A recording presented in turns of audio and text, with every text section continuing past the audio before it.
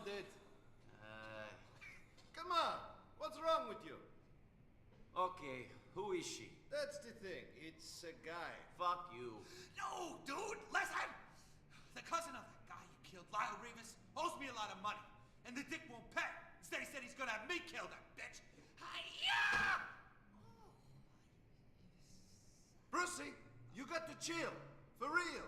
Yeah.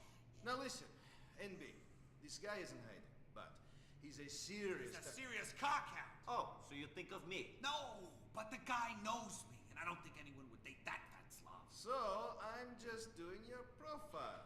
All right, let me see. I am a vulnerable guy who needs to be held by big, strong arms. Yeah. You got to be kidding me. I knew we should have made him a giver, not a taker, Brucey. Oh, shut up! Now listen, Nicky. I need you.